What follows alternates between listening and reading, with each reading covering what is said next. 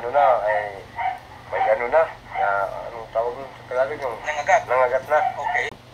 Halimbawa lang, totoo yung sinasabi niya na ito itong asong sinasabi, si Kilua ay agresibo, pwede rin eh. Bakit? Wala kasi siya sa ano eh, parang sabihin na natin pwedeng nalilito si Kilua. Iba-iba kasi ang reaksyon ng mga aso guys, no?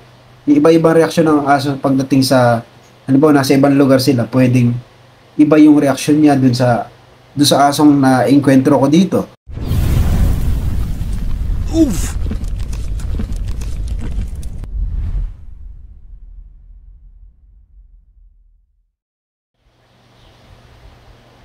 Yun! Hindi guys, ito po muli si Daddy Bean and maligayang pagbabalik sa Daddy Bean channel. So pag-usapan natin itong issue nitong si Anthony Solares. Maraming sari-sari akong nakikita na galit sila dito sa taong ito. Sumisimpatiya sila dun sa, syempre sa may-ari ng aso, sa pagkamatay ng aso na to. Si Kilua, no? Isa daw itong golden retriever. Kasi yung mga golden retriever guys, hindi talaga sila, yun ang nature nila, hindi sila aggressive. Kaya marami rin yung nagsasabi bakit ganun ang ginawa nitong taong ito, at ang sinasabi niya ay agresibo daw itong aso. Yun yung titingnan natin. Meron ako ditong inihanda, no? Galing sa One News, no? By Philippine Star. Parang natatakot na lugod sila sa'yo. Ay, hindi naman po sa ganun. Ginawa ko lang po yung nararapat dun sa ano. Kasi yung matanda nga, kung hindi ko pa tinulungan, baka kung ano pang nangyari doon. Tinulungan ko na. Kakatayin nyo daw yung aso para... Hindi po. Ganito. Itinabi ko muna doon sa ano, sa may tindahan ko. Doon, patay na. Tapos, umuwi muna ako. Nagsiyara ko. Pagbalik ko, nakasako na. Tapos, hindi nangyari doon sa ano, harap ni... Ang isang nakakapagtaka dito, bakit niya isinako kaagad? Karaniwan dito, hahanapin mo kaagad yung may-ari or magtatawag ka ng barangay, hindi mo kaagad dapat isinasako. Yung tungkol nga pala dito sa aso, no? Yung pangyayari kung bakit siya, kung paano siya napapunta sa kalye, ito daw ay nanggaling sa bubong ng bahay, dumaan sa bubong ng bahay at tumalon mula roon. Hindi ko alam kung gaano kataas yung bubong ng bahay, pero since yun ay bubong, sabihin na natin around usually 10 feet, pwedeng ganun eh, or mas mababa ng konti, halimbawa lang 9 feet, sabihin na natin ganun, bubong ng bahay. Pinakakaraniwan na yun pag sa bubong ng bahay, no? Dito around 9 feet siguro, no? So pwedeng ganun kataas. Yung ganito kalaking aso guys, since ito ay isang breed na medyo malaki, large breed din ito matatawag eh. Kasi malalaki talaga sila, nakakita na ako nito eh. Pag tumalon sila sa ganun kataas, pwedeng may mangyari sa paa nila, pwedeng ma-injure. Kasi hindi naman, kasi kung lagi ito sa loob ng bahay, sabi nung may-ari, pwedeng hindi siya trained para sa ganun katataas na talon. So, unang-una, pwedeng nasaktan ito. Pwedeng may nabali sa kanya, no? Or pwedeng may masakit sa kanya. Kahit pa nakita natin sa video, which is hindi ko na ipapakita, na tumatakbo siya. Takbo siya ng takbo. At hinahabol siya nitong lalaki.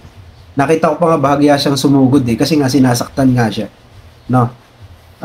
Pwedeng mayroon siyang nararamdaman or nagpapanik siya. Hindi niya alam yung gagawin. Pwedeng hindi niya rin alam kung anong gagawin niya since nawala siya dun sa kanyang yung lugar niya na kung saan nakasanayan niya, di ba? Actually, meron akong experience tungkol sa mga ligaw na aso nung nakaraan lang. Ikwento ko sa inyo to guys .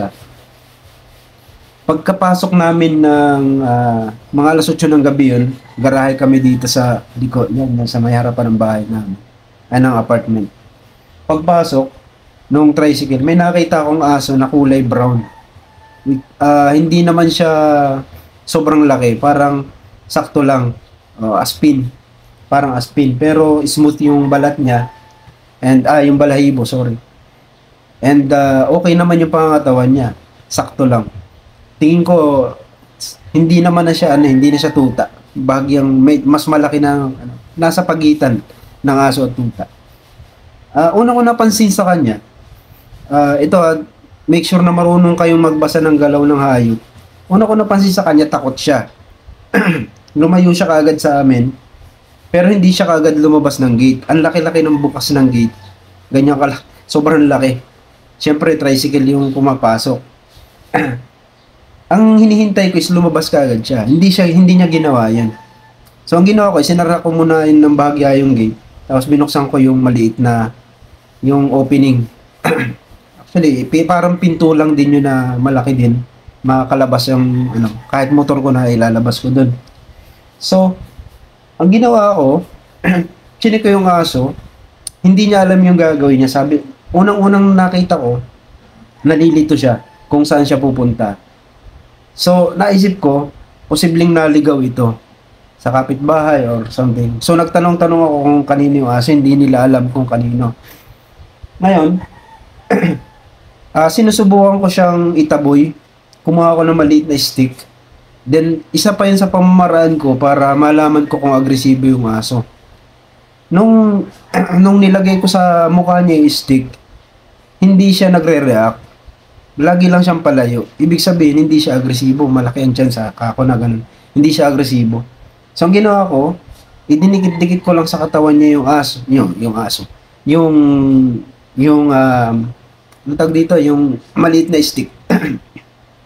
Para mapagalaw ko siya. Idinedirekta ko siya papunta sa pintuan ng gate. No? Kaso hindi niya ginawa yun. Alam niyo ginawa niya? Pumasok siya sa loob ng bahay dito.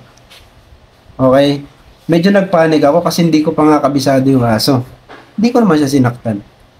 Dumiretso siya dun sa ilalim ng lamesa o ng mesa. Sumiksik siya dun. Ngayon, ikaw na hindi mo kilala yung aso, syempre may mga aso din kami dito. No? Nandito si Mrs., nandito si Cloud. Hindi ko kilala yung aso, magpapanik ako syempre. Kung baka mamaya, kung anong gawin niya dito sa loob. Yung mga aso namin, medyo territorial yung mga yan. Pwede niyang, although mababait itong mga aso namin. Si Pida, pwedeng mangagat din siya kahit mabait yan, pwedeng mangagat. Ngayon, inobserbahan ko pa rin siya dito sa loob. Tahimik lang siya. Pero, ang nakikita ko doon sa mga mata niya, hindi niya lang alam yung gagawin. So, yun, nasa utak ko na talaga, kailangan mahanap ko yung owner nito. Tapos, tinetesting ko siya, guys. Binigyan ko siya ng pagkain, ayaw niya. Nilalagay kong ganun, ayaw niya. Pero hindi siya umaangil. Yun ang isa sa palatandaan ko na hindi talaga siya agresibo. Hindi siya yung tipong mga agat. Tapos, binigyan ko siyang tubig, ayaw din niya. Pero hindi siya yung hindi yung ibang aso kasi usually pag halimbawa nilapitan mo, aangil ka agad o something. Siya hindi. Pero malaki siya, hindi siya tuta. Hindi ko lang nalagyan ng footage eh. Hindi ako sure kung nasa cellphone ko. Siguro pag nakita ko, ipakita ko na lang yung kung may footage ako. Tapos, pasensya na, medyo tumatagal tayo. Pero maganda itong kwentong ito. May magandang nangyari dito. Nung tinesting ko pa rin siya, paano ko tinesting? Sinubukan kong si Pida, bahagyang palapitin. Nakita ko kasi lumalapit si Pida, pinabayaan ko siya lumapit siya ng konti. Hindi pa rin siya naging aggressive dun. Si Pida naman, hindi rin naman siya aggressive. Inaamoy-amoy lang niya, pati yung isang aso namin, si Sachi, inaamoy pa rin niya. Ngayon,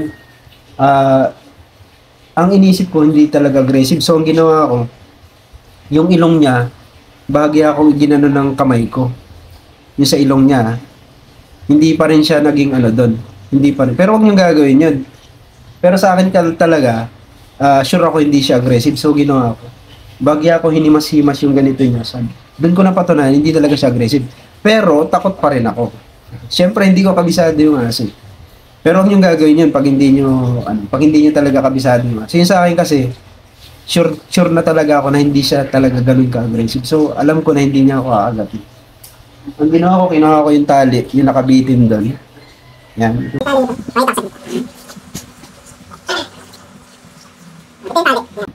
Ito yung tali ni Pida na ginagamit namin kapag naglalakad siya. Kapag pupunta kami dyan sa kabilang kalsada. So, ang ginawa ko, isinabit ko sa ulo niya. Hindi naman siya, hindi siya yung umiwas. Isinabit ko sa ulo niya ganyan. Tapos, inilak ko ng konti. Hindi siya gumalaw dun. Ibig sabihin, isa pang factor yan na hindi siya aggressive. No? Nagpatali siya eh. Okay? Tapos mayroon na isang dumating na medyo binata dyan. Tiningnan niya kung sa kanya yung aso. Hindi. Hindi daw sa kanya. So, since takot pa rin akong hawakan siya, may tali na siya. Ang ginawa ko, tinesting ko kung lalabas siya, kung igagalaw ko yung kahon. May kahon kasi dito sa may ilalim ng mesa yung lalagyan ng pang-spray namin ng tubig. Iniisog kong ganyan. Pag isog ko, bigla siyang gumalaw papunta sa labas. Dire-diretso na siya palabas ng dito, sa gate mismo. So, ang ginawa ko, sinundan ko.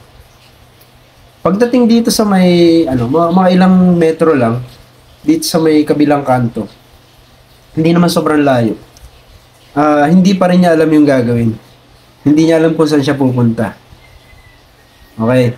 So, sinundan ko pa rin siya doon. Tapos, nakita siya ulit ng isa pang bata. Tapos, tinanong ko, kilala niyo ba to? Itong asong ito, hindi daw. So, kinuha niya yung tali at ibinigay sa akin kasi akala niya aso ko. Kasi, tapos nung naisip ko, saan ko ito dadalhin? Pinagtanong-tanong ko kung saan yung bahay niya, kung kilala nila. Aso hindi daw nila masyadong kilala. So, tingin ko, tinry ko na ipinasok siya dun sa isang iskinita na yung junction papunta dito sa area na to. Pagdating dun sa junction na yun, bigla siyang tumakbo. Pero dala-dala ko yung tali. Hinila niya ng hinila yung tali. So, nasense ko na dun na nandun na siya sa lugar niya. So, ang ginawa ko, sinundan ko na lang siya. Hinayaan ko siyang maghila ng tali. So, ang nangyari, pagdating dun sa tapat ng bahay na yon, tumigil siya. So, nasa isip ko, taga dito siguro siya. Tapos pinagtanong ko na dito sa mga tao na nasa may paligid.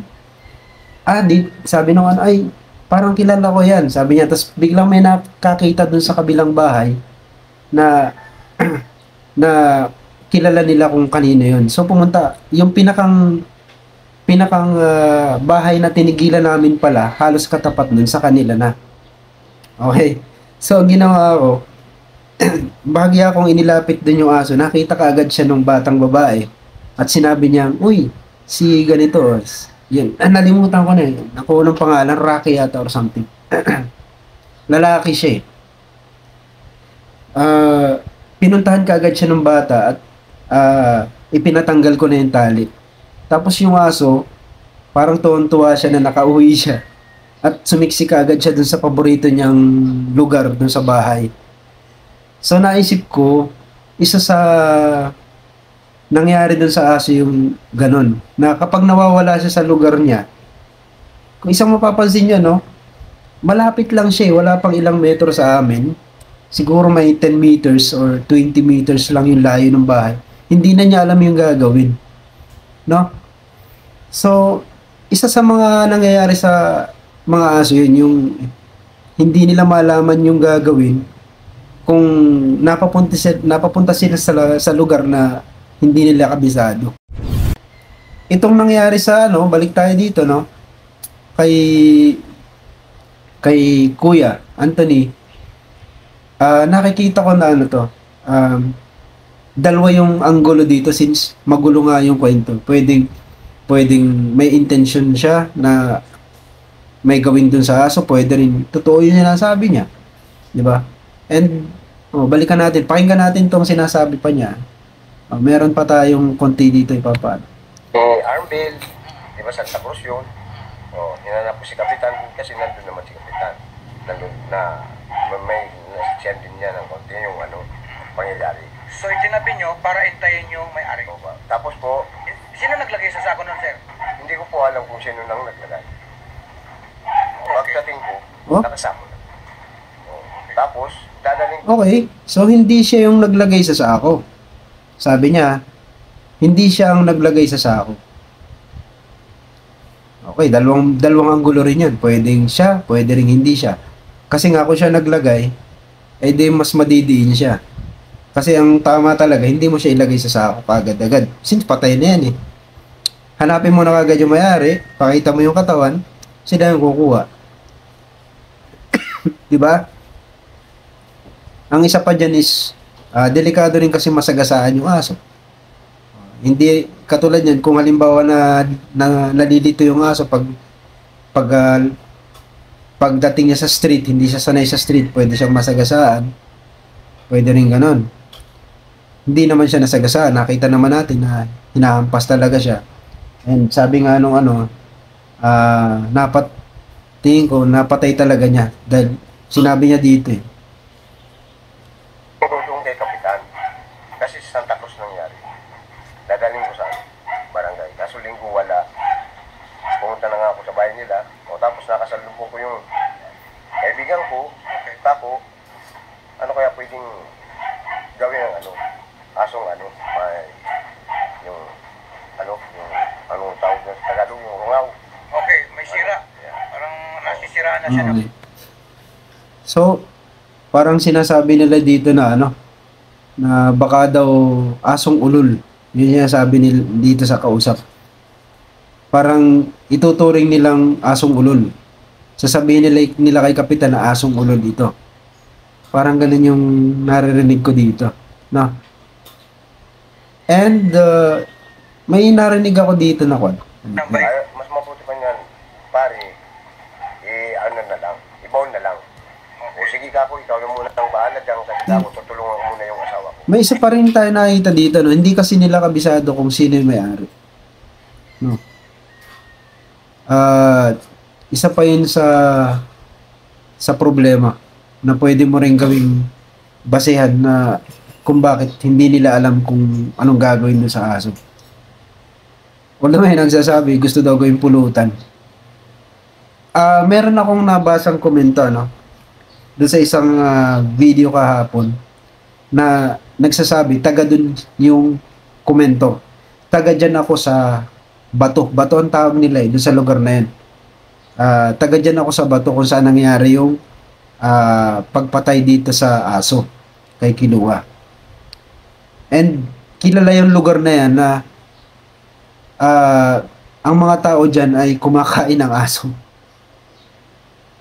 Yun daw mga taong manginginom doon ay talagang kumakain ng aso. Although sinabi nung kapitan na bawal na daw yun na magkatay ng aso. Di ba?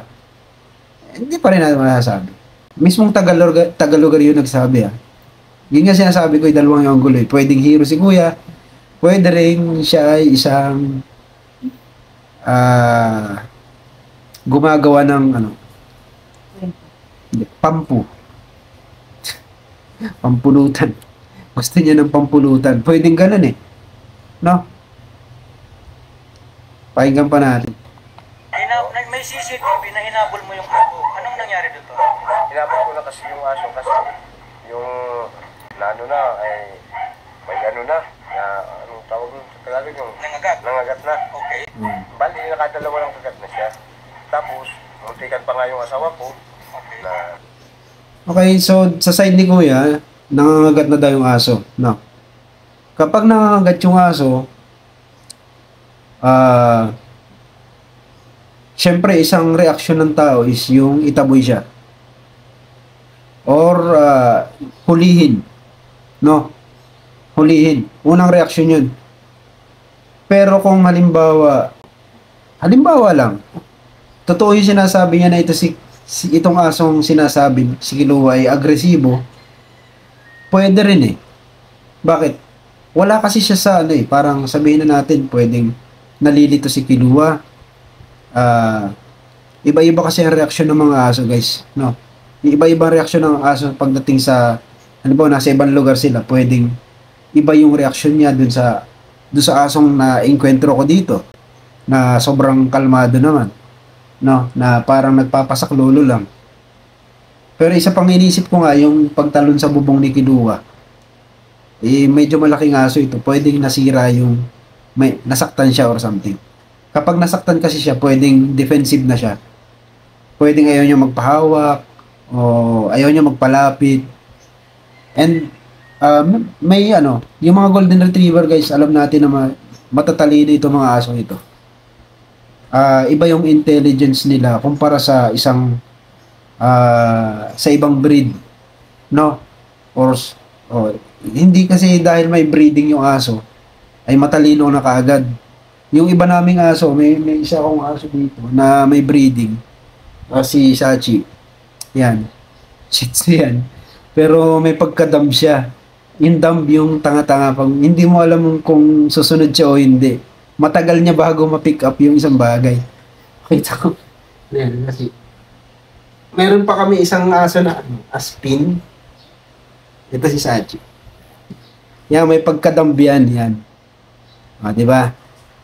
Pag minsan nakakatuwa siya, hindi niya alam yung gagawin kapag sinasabi mo yung isang bagay sa kanya, nalilito siya.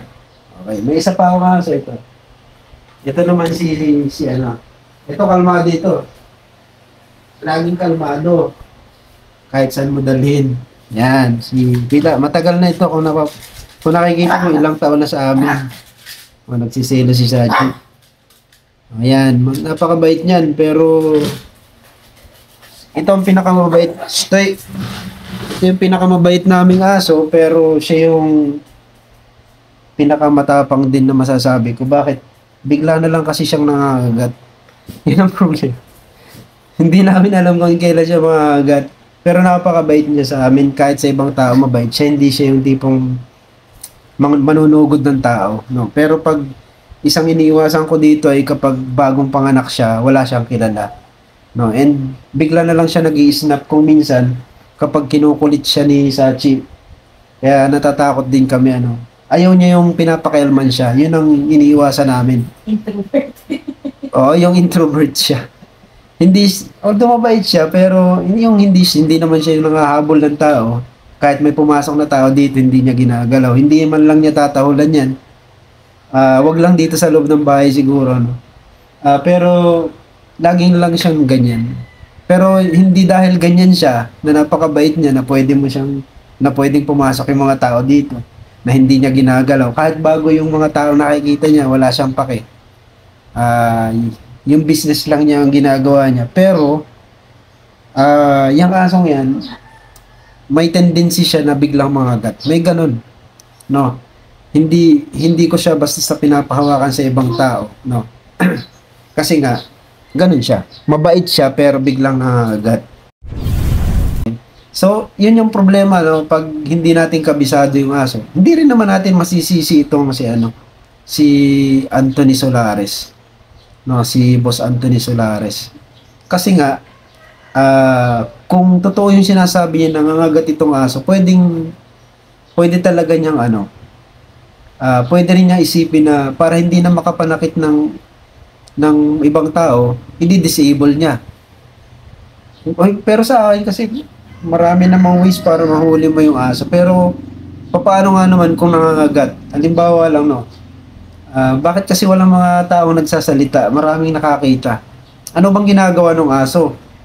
Yung aso ba kapag tumakbo sa isang part na yon, tapos may nakatabi siyang tao, kakagatin niya kaagad? Kasi parang asong ulol na pag ganun gaya na sinasabi nila dito.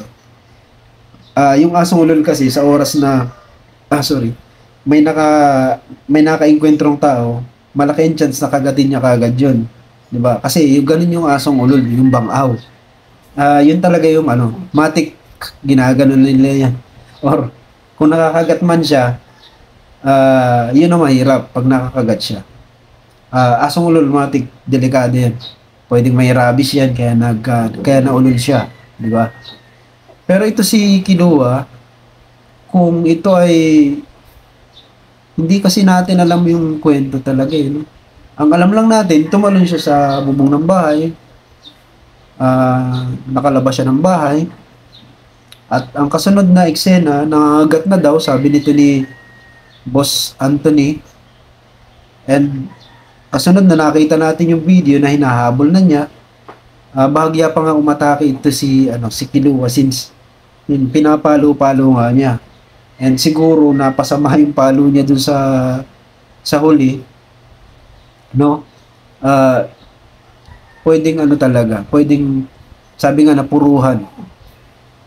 And yung kasunod siguro eksena nito, kung totoo yung sinasabi niya, pwedeng hinanap nga niya yung may-ari. Pwede rin dapat kapitan ka agad pag ganun. Since pwedeng manawagan ka agad si kapitan, i-post sa mga social media. Since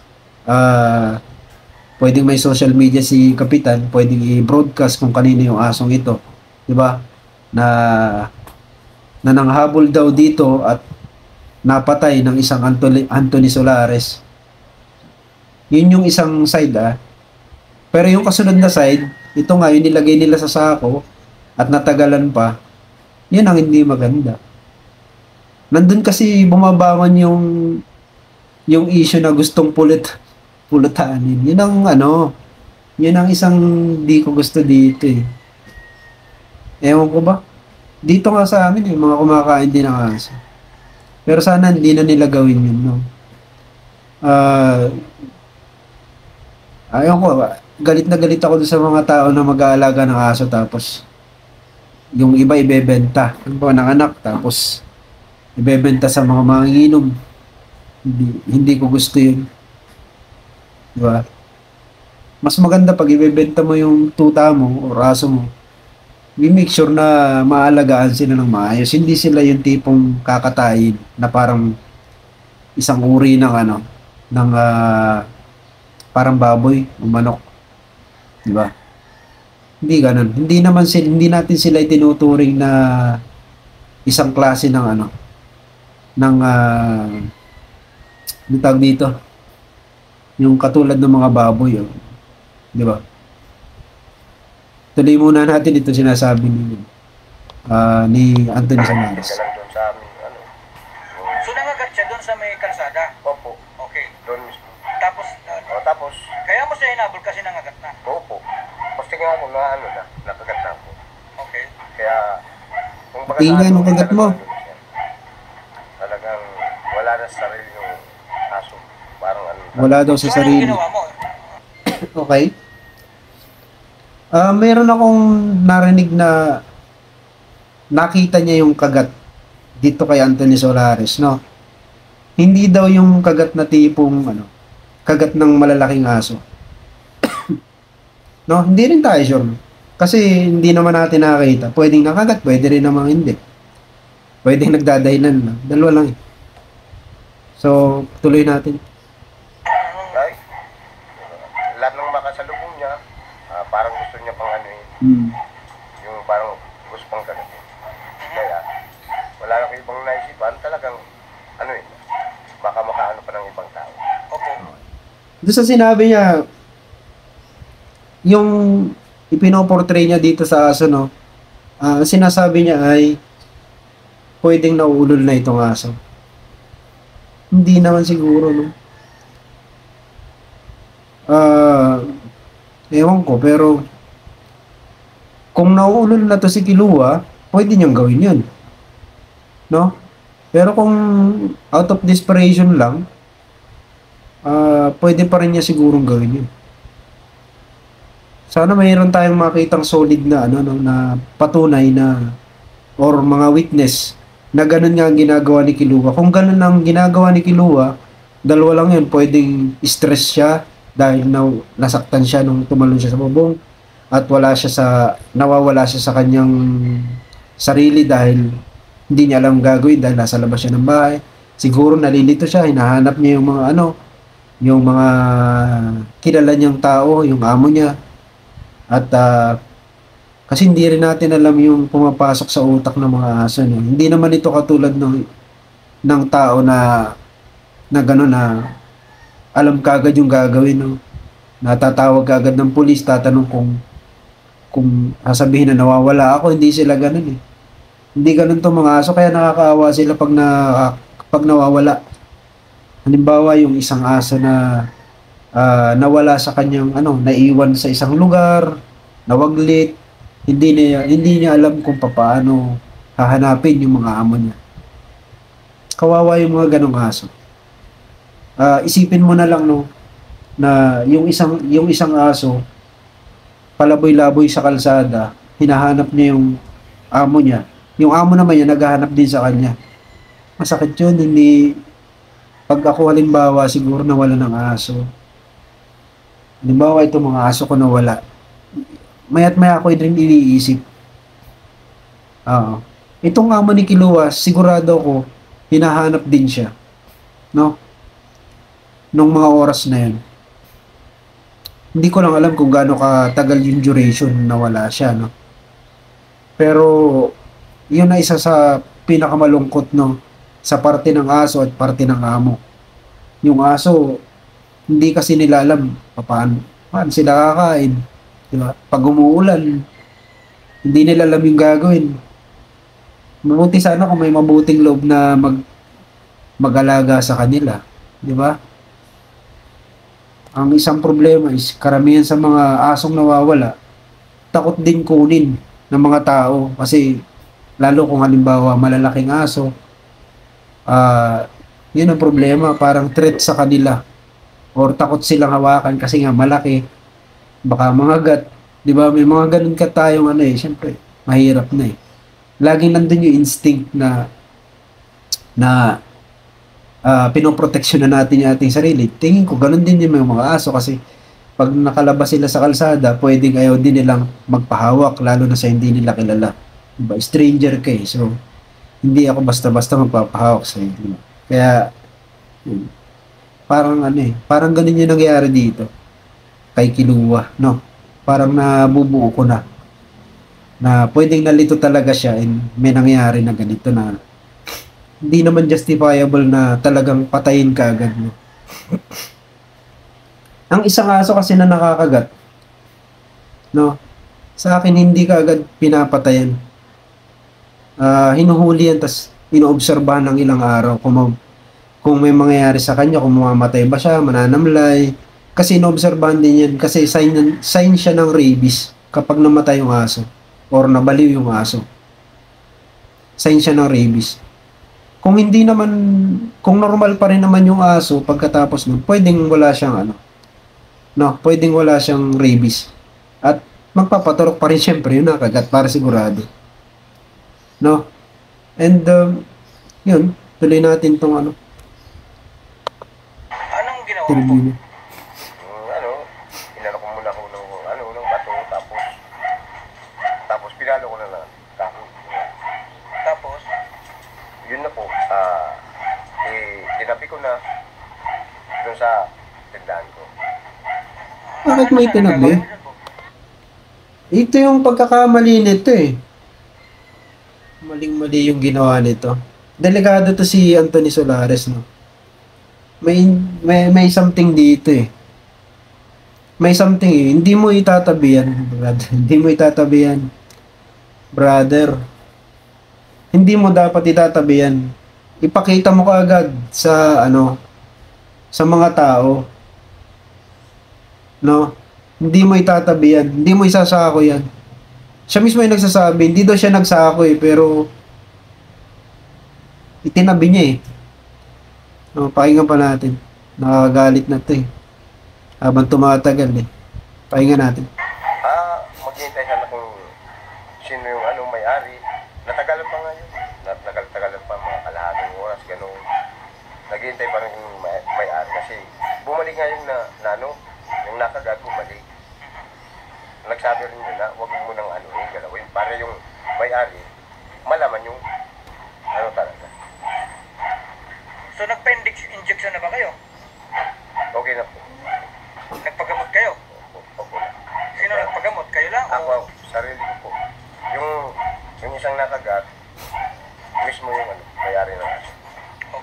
Galit ba Okay. kayo dun sa may-ari ng aso? So, totoo. Dito na confirm natin na, narinig nyo ba yun? Totoo na nakakagat si Kiluwa. Kasi yung sinasabi niya dito, ulitin natin. Totoo. Ulitin natin. Yung isang nakagat, mismo yung may-ari ng aso. Oh. Okay. Galit ba kayo dun sa... Yung sinasabi dito ni Boss Anthony Solares na yung mismong may-ari ng aso ang nagpaturok doon sa isang nakagat ni Kiluwa. Okay, doon ay establish natin na pwede talaga na itong si Kiluwa ay na-stress, hindi niya alam yung gagawin niya. Ewan ko, pero may part pa rin na pwedeng na-stress talaga. Ayoko sabihin na naulol, no? Hindi natin sigurado. So dito, nasabi natin na agad talaga si Kiluwa. Okay? sa may-ari ng aso? Ay, hindi ko po, wala po akong intensyon na, hindi ko nga po alam kung na sa kanila yun. Okay. Wala naman tayong karapatan na husgahan si Kuya, no? Pwedeng totoo yung sinasabi niya, pwede rin may intention, no? Pwedeng totoo na hero siya, pwede rin totoo na may intention siya. Hindi natin alam dun kung alin. Tingnan natin yung investigasyon nito. Ito daw ay action na ng post. Post? Ano bang ano doon naman? Post. Yan. Post ang tawag nila. So, tagal ko na yata nagbablog. Nalilibang kasi tayo. Gusto ko kasi itong medyo masarap kasing itakil ito dahil bukod sa na-educate ako na pwede ko ring maipasa sa inyo yung education na katulad nitong nangyari ito, dapat alam natin yung gagawin. Huwag niyong gagawin na itatago niyo yung aso ng kung napatay niyo. Napatay niyo sa kalsada, hindi niyo dapat itago yan. Ilagay niyo lang doon sa kalsada kung saan niyo na siya napatay at hanapin niyo yung may-ari. 'Di ba? Ito naman kasi si Antonio Nazaro. Sabihin na natin, nangagat si Kiluwa. Nasaktan niya, napuruhan niya. Nandiyan sa kalsada. Di, hayaan mo lang siya diyan. Huwag mong itatago. Huwag mong isasako. Pakiramdam ko ikaw yung nagsako eh. May pagka-judgmental na ako nito, pero pakiramdam ko lang opinion ko lang 'yun. No? Yun, sa akin kasi kawawa pa rin yung aso. Kahit anong klase pang aso yan, aspin yan or may lahi yan, ayaw natin ang nakikita sila na sinasaktan ng basta-basta lang. No? Or kung halimbawa totoo lang na pag tumatakbo na, hayaan mo na. Pero kung nangagat at nangagat siya, halimbawa yung asong yun, pwedeng hulihin siya. Hanggat maaari hulihin.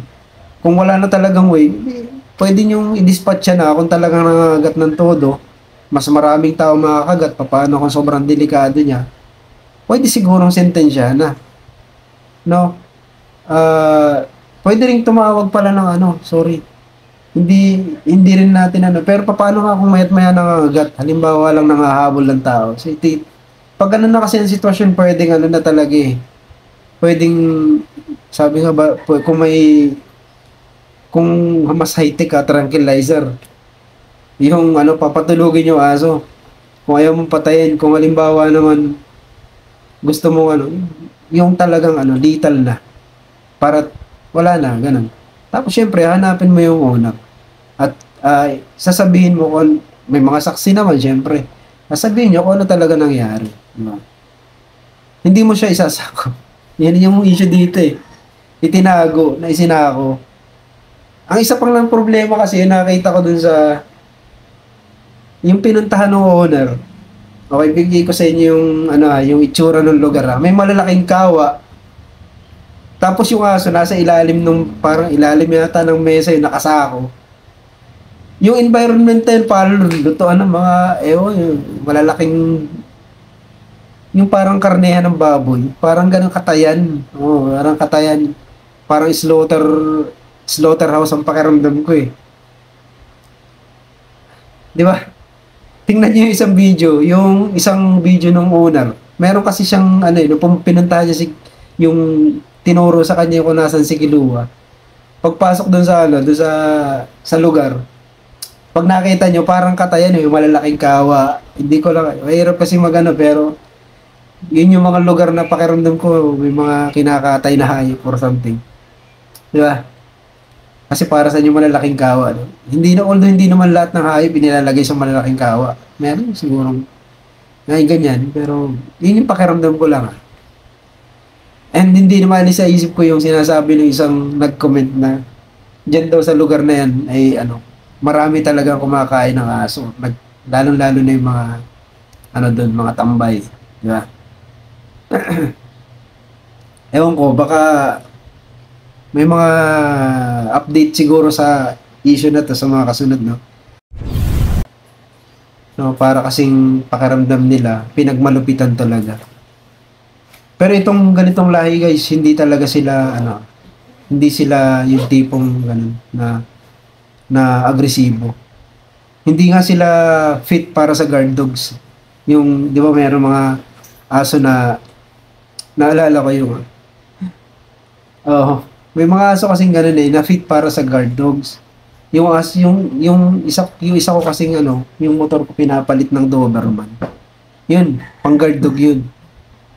Tinurn down ko kasi sabi ko may mga aso na kami. Yun ang ano, yun ang masasabi natin na pang guard dog. Pero yung klase ng breed nito ni Kilua, which is Golden Retriever, hindi sila ano, pang ano sila hunting. Pwede sila sa ano, pang halimbawa naka-hunting yung mga ano, yung mga amo niya. Pwede siyang ano, tagakuha ng mga kuneho na napapatay nila or something. Or tagapangalaga din. Pwedeng bantay ng mga bata, ng mga bulag, ganun yung mga trabaho nila. Umaalalay sa mga bulag sa streets, nakikita ko yan sa ibang bansa. And sila yung tipo na gentle talaga. No? Pero hindi natin masasabi na dahil nga gentle yung nature nila ay lagi na silang gentle. No? Pwedeng meron pa rin masasabi natin. And gusto nating ano, sana mas luminaw pa ito. Mas dumami pa yung mga makikita natin na impormasyon para makita talaga natin, para hindi tayo masyado nagugulan. Sa ngayon kasi medyo magulo talaga. May dalawa kasing panig yan, merong sinasabi na pagmamalupit. Nakita naman natin sa video, yung video rin na isa sa mag-explain dyan na tumatakbo yung aso pero hinahabol pa rin niya. No? Pero pag tinignan mo naman yung sinasabi ni Kuya, hinahabol kasi niya dahil nangangagat nga daw. Di ba? Dalawa talaga. So, tingnan na lang natin kung ano yung mga susunod na update dito sa nangyari dito na. And marami rin yung nakatutok dito kasi nga, siyempre marami sa atin mapagmahal sa mga aso. Yan lang yung ano, yan lang yung hype na masasabi natin na kadikit talaga sa malapit sa puso natin dahil yung pusa hindi naman masyado.